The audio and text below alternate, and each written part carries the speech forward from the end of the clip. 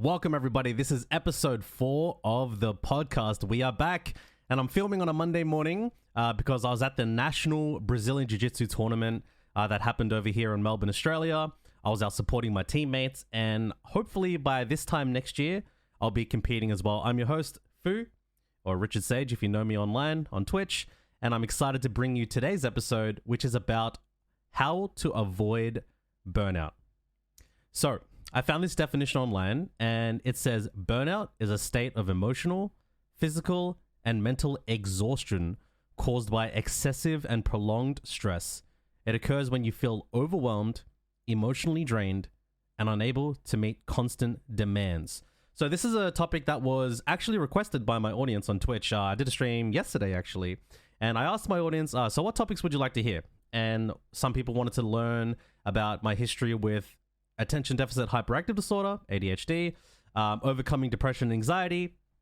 And I have a lot of topics we're going to be covering over the next couple of weeks, months, years, if potentially. But today's one, we're going to talk about burnout. So I can tell you from my own personal experience that I have a long history with burnout. There has been many times in my life where I worked way too hard, way too much, didn't recover from that effort, and got completely burned out.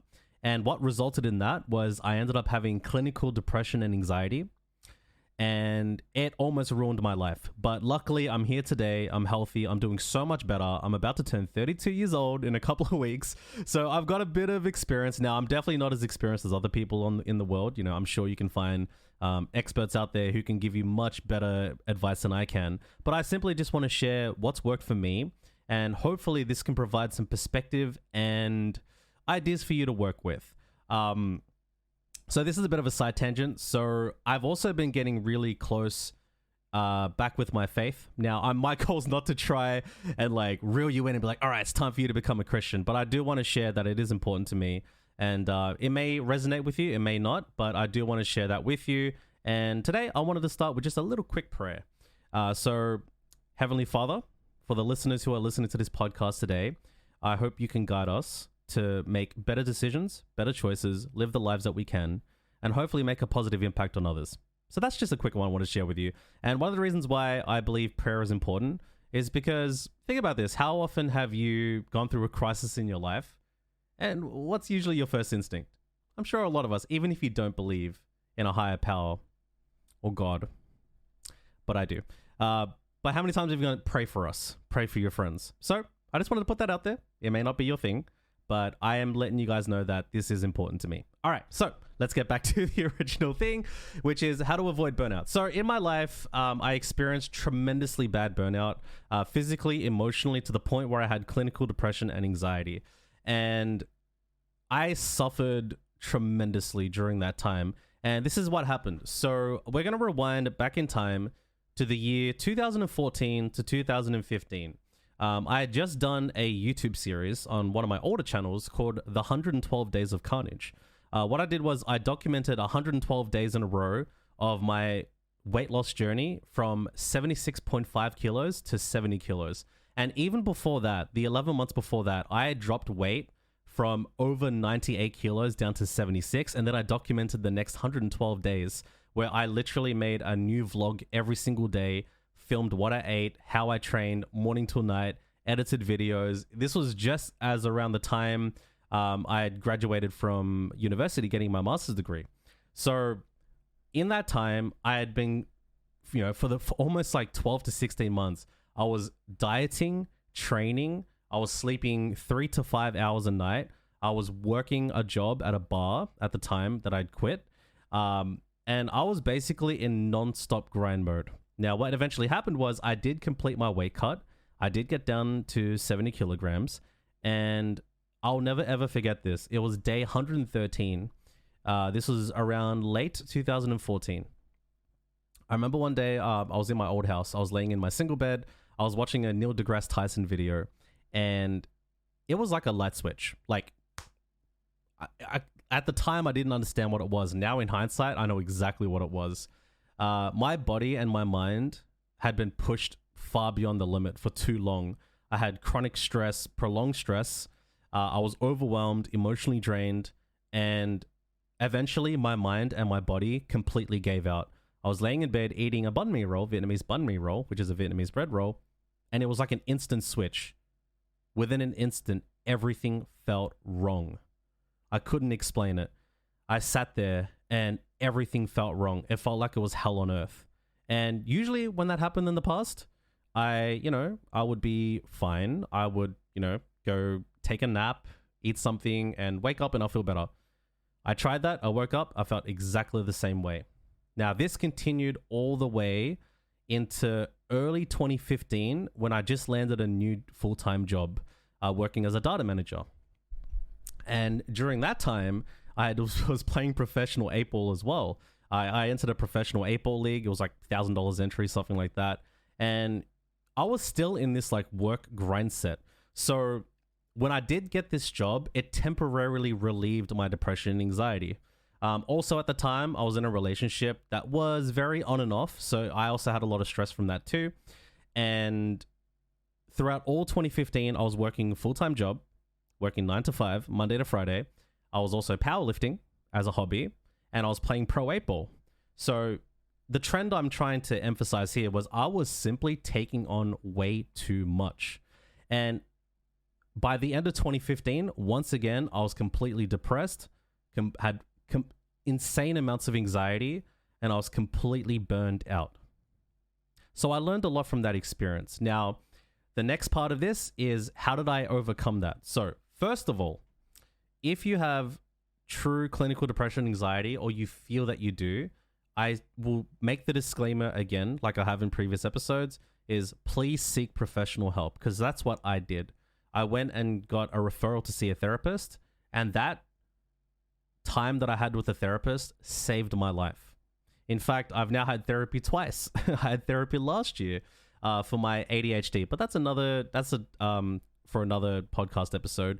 But what I'm trying to say is go get professional help. So during that 2014 to 2015 period, I had a very powerful and negative experience with burnout. And I learned the hard way that burning out is not a badge of honor. Okay, I'm going to repeat that one more time. Burnout is not a badge of honor. Because how often do you see, like on social media, you see people say like, work hard, stay up late, sleep is for the weak, or people almost feel prideful of being so burned out because they work so hard. It's like, oh, dude, I'm so fried. I busted my butt off, and it sounds good on paper, right? It sounds amazing, like a martyr, like someone who gave their life for something incredible, and it makes us feel like heroes, right? And I bought into that. I definitely bought into that. Like, I watched way too many motivational videos. I read way too many self-help books, and I bought into this idea that you got to grind, you got to hustle. And don't get me wrong, working hard taught me a lot. Working hard got me to where I am, but there's definitely a better way, and it comes with experience. So to go into the practical side of the conversation now, I wanted to give you some context to where I've been, how I bought into the whole hustle culture mentality. I worked way too hard, way too much, burned myself out, had clinical depression, anxiety, had to get therapy to turn my life around. And now here I am, more than almost 10 years later, and I'm finally at a point where I can work consistent, healthy, happy, and get tremendously consistent results across the board in my health, fitness, career, relationships, and life. And I want the same for you. So here's how it's going to work. If you want to stop burning out, there are two things I truly believe you must factor in before you endeavor in any goal. Number one, you must not underestimate how difficult a task is. So many times we will take a task on. It could be like, you know what, I'm going to train 5 days a week. Now, you might have a full-time job. You might be a really busy person. 5 days a week may not be actually feasible for you, even if you have tremendously high willpower. You can still be subject to burnout, okay? So number one, do not underestimate how difficult a task is. And what you can do is you can ask mentors, you can ask people who are doing the thing that you want to do and get their advice, because experience can teach you a lot. Sometimes you don't have to reinvent the wheel. Like sometimes you can just ask somebody who's done it, get their perspective, and then make a healthier decision. I wish I did that more often. The second thing is you must not underestimate how long it may take. Okay, so this could be like losing body fat, building muscle, looking for a new job, growing your relationship, some things may take longer than you expect. And this is the biggest thing I wanted to emphasize. It's going to be your expectations that need to be in check at all times. You have to make sure that with the work that you're putting in, don't have expectations that are unrealistic. And I mean, usually in relation to time frames, not how big the goal is, but the actual when it happens. So, for example, in the world of Twitch streaming, a lot of people have the dream to become a Twitch partner and become, a 6-figure, 7-figure millionaire. And then after 5 years of streaming, they're nowhere near that. Take it from me. I did become a Twitch partner, but I certainly didn't become a millionaire. But there is one thing that I did know when I started streaming, which is I did end up becoming a Twitch partner after 2.5 years. And there's a reason why. Number one is I looked at all the people that I studied. How long did it take them to become a Twitch partner? The average was 3 years, right? So I already knew before I even started the goal. Number one is don't underestimate how long it can take and how hard it's going to be. And I looked at examples. And the second thing I did was I always make sure to leave energy in the tank, which is the next thing I'm going to bring on. Now, I apologize if my flow with the conversation isn't the best. I'm still learning how to podcast myself. It's only my 4th episode. So please be patient. I promise in the future, these podcasts will be even better. So here's the principle I want to share with you. And this is the thing that helped me so much in the last year, especially in the last year. And I want to give full credit to Faraz Zahabi, who is as I believe right now, the head coach at TriStar Gym in Montreal, Canada. He's a Brazilian Jiu-Jitsu black belt. He studied under John Danaher, and he had an interview with Joe Rogan about how to work smarter. And I'm going to paraphrase my own version of it. So here it is. So Joe Rogan asks Faraz, so what's your advice on training? And Faraz says, never be sore. Now, if you're a bodybuilder, you're a powerlifter, that sounds bizarre. You're like, what? How could you not be sore, right? Now, I'm going to break down the principle so it's very applicable to almost every area in your life. It could be, if you're a streamer, if you're working a job, if you're trying to build muscle, you're trying to get better at a martial art, trying to learn an instrument, here it is. So if we had to rate effort on a scale of 0 to 10, 0 being no effort at all, 10 being you couldn't possibly do more. Like gun to your head, if I asked you to do more, you couldn't. And we're going to use the same example that Faraz did, which is push-ups, which is a physical exercise where you lay on the ground and you lower yourself and push yourself back up. So let's just say on an effort scale, the rule is do not go to a 10 out of 10 effort on a regular basis. Save it for special occasions. Instead, go to a 7 out of 10 effort or 7 push-ups out of a potential 10. Now, how does this actually work empirically? So the reason why we say don't go to a 10 is because if you go to a 10, it's going to be hard for you to do that again the next day. Now, we're using this as a metaphor for effort. If I asked you, I want you to do 10 push-ups every day. Now, 10 is your maximum. You couldn't possibly do 11, right? Now, in the world of hustle culture, they'll tell you, oh, yeah, just go to 10. You know what? Go to 11. Go to 12. You got to grind. You got to hustle. And it sounds amazing, right? But is that something you can actually stick with? That is the issue. Can you stick with that every day? Now, what will normally happen for the everyday normal person is if I ask you to do 10 push-ups on Monday, you're probably going to need Tuesday off.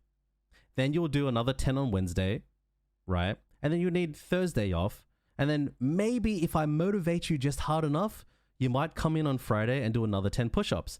And at the end of the week, you did 30 push-ups, right? Now I'm going to get my calculator out here so I don't actually mess up the math. Now, what if I asked you to do 7 push-ups on Monday? You didn't quite go to a 10. You weren't being lazy, but you did a moderate, consistent effort. You did 7. You had 3 left in the tank. Could you do it again the next day? Most of the time, the answer is yes. So you come in on Tuesday and you do 7 again. You come in on Wednesday, you do 7 push-ups again.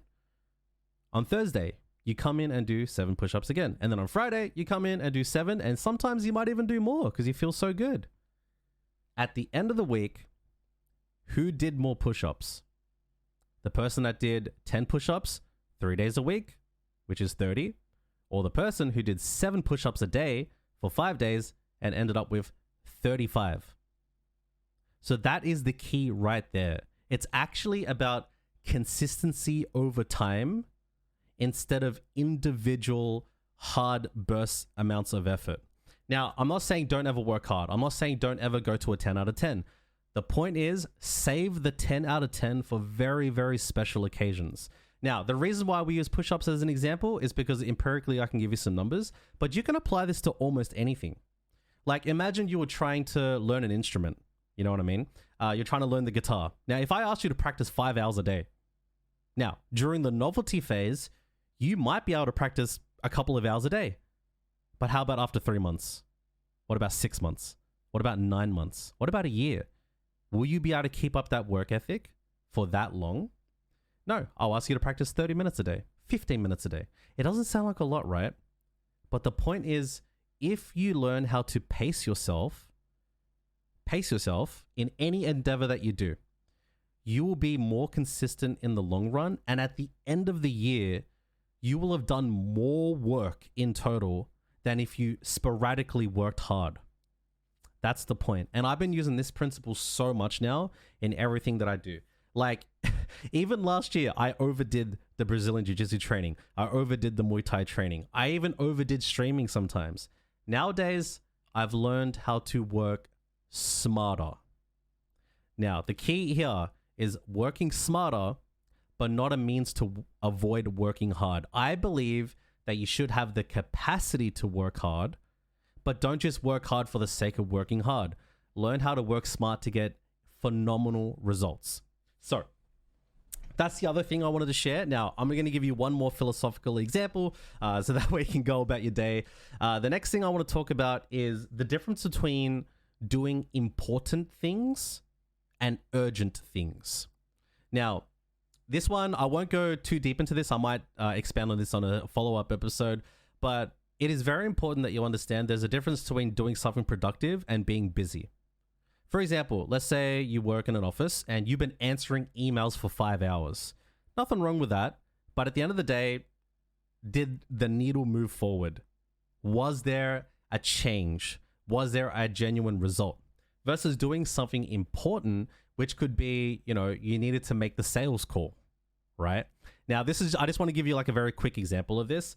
And you can probably look up examples yourself. I would highly recommend a book called The 7 Habits of Highly Effective People by Stephen Covey. So it's called The 7 Habits of Highly Effective People by Stephen Covey. Now, I might be pronouncing his name wrong, but this is where I learned it from. But basically, the people who tend to do better in life pace themselves, but they also tend to prioritize first things first. They will do the most important things first before the urgent things. Now, if you live a lifestyle where you're doing so many urgent things, like you feel tremendously busy, and here's the greatest way to know if you're doing urgent things instead of important things, is you feel like you're constantly busy, but you feel like nothing's getting done. So I just want to invite you to think about, and you know what, maybe in the next episode we'll cover this in the next topic, is learn how to put important things first versus urgent things. So here's just one example. Your mental health, your physical health is important. Okay?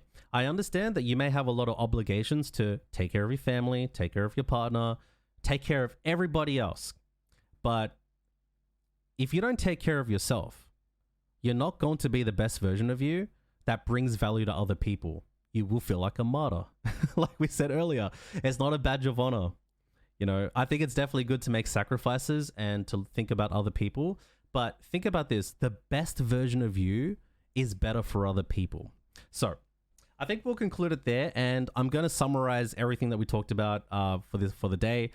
So I talked about burnout, which is basically a state of emotional, physical, and mental exhaustion caused by excessive and prolonged stress. It occurs when you feel overwhelmed, emotionally drained, and unable to meet constant demands. I'm sure a lot of us experience burnout on a regular basis, and the overall principle I wanted to share is that if you can pace yourself, you will be consistent and you will produce results, year round. And the way you do that is by following the principle of going to a 7 out of 10 effort instead of a 10 out of 10 effort. You want to save the 10 out of 10 efforts for very special occasions. Like if you're a fighter and you're listening to this, you know that's called training camp, the 12 weeks leading up to a fight. If you're, getting ready for a school exam, it could be the 8 weeks leading up to the exam. But year round, you're not necessarily studying 10 hours a day. You could be studying 1 hour a day, 2 hours a day, half an hour a day. But it's about accumulating consistent work volume over time. And you will find that most of the time, if you pace yourself, you will actually do more work than the person who keeps burning out. Because I'm going to emphasize this one more time. Burnout is not a badge of honor. It's failure. If you burn out and you quit and you stop, that's failure. Doesn't mean it's over. You can always get back. But what I would think would be more beneficial is if you were to be consistent year round. You stay fresh. That's the key. You want to stay fresh. You want to experience fun. You want to be in a flow state on a more regular basis. And you will find that your success will be so more powerful and consistent all across the board. That's the key to avoiding burnout, is to pace yourself. Leave some energy in the tank. I'm telling you, I've done this so many times. I've made this mistake so many times that I burned myself so many times to eventually learn the lesson. There's a reason why I do 1 episode of podcasts a week. I could do 5 episodes a week, but could I do that for the next year? Probably not. I could probably do it for the next 3 months, maybe 6 weeks, but at some point I'll burn out. So I do want to say this. I'm not saying that you will never ever burn out again. This is not something that I have entirely mastered myself. I've certainly improved at it, but I have a long way to go. But I have put a lot of effort into this, and I can tell you right now, for the past year, my results have been so much better.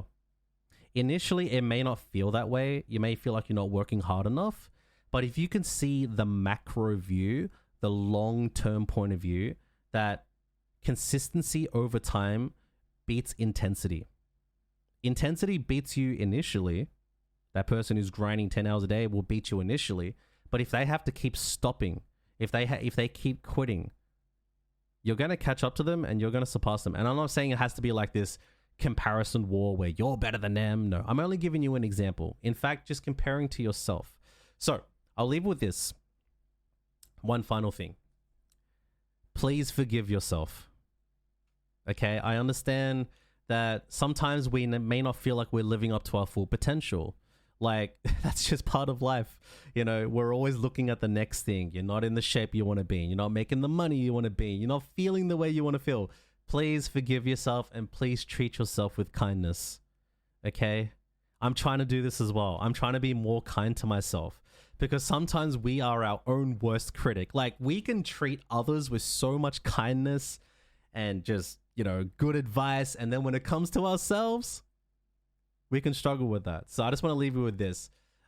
Please forgive yourself for not being perfect. Please forgive yourself for not always getting it right. Please forgive yourself for burning out when in times you promised you wouldn't. This is part of being human. This is part of being alive and having the gratitude and luxury to be here at this very moment. So guys, thank you so much for listening to episode 4. I know today might have been a bit of a deeper episode. I'm only speaking from the heart, but I really do appreciate you guys. If you are listening on YouTube, I'd really appreciate it if you subscribe if you enjoyed, you want to listen to more episodes. Drop a comment, let me know what you think. Let me know how I can improve the episode and structure the episodes a bit better. If you're listening on Spotify or any of the other podcast platforms, please leave a review, positive or negative, depending if you didn't like it. But all the feedback helps me because I want to do a tremendously good job, because my purpose in life, I discovered this many years ago, is to make a truly empowering impact for somebody else. Just that one person listening to this. If I can do something good for you, I feel like my life has better meaning. So thank you for listening. Really appreciate you all. I'm going to pray for everybody, and I'm thankful to be here. I'm thankful to not be burning out like I used to, and I hope to continue to providing more value for you all. Thank you for listening. Take care. Peace out. I wish you a lovely week ahead whenever you're listening to this. You could be listening to this 5 years from this recording, and I hope everything is still going good. All right. So take care. Peace out. Thank you so much, and I'll see you next time.